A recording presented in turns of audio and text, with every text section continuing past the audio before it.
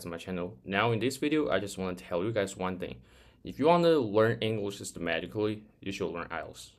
And you don't need to take part in the exam because it's really expensive. You don't have to do that. Unless you have a specific purpose, you want that certificate, definitely you can take the exam.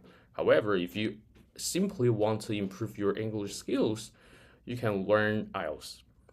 Why is that? Why you should learn by the structure of IELTS? Because first of all, it can be divided into 4 parts, right? So you can pay close attention to each part, and then you will have a clear idea of which part is your weakest part, so you can pay more attention to it.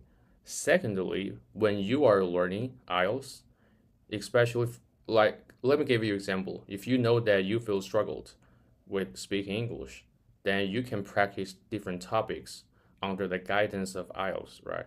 So gradually you can develop your spoken English ability.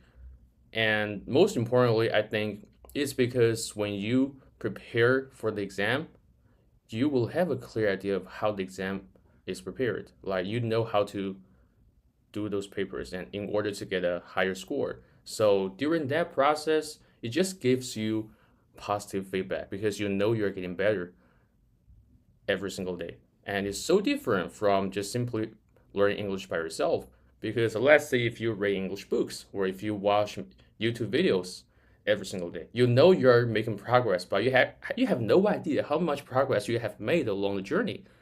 Since you cannot see the progress that have already happened to you, you're more likely to give up on yourself and quit halfway through the journey. That's why I highly recommend you guys to learn IELTS so you can put yourself into the test. And then you'll see your band score is rising, then you will have a clear idea of how much progress you've made, which just makes the whole thing easier for you to stay consistent. Yeah, you don't have to take part in the exam. I want to reiterate because it's really expensive.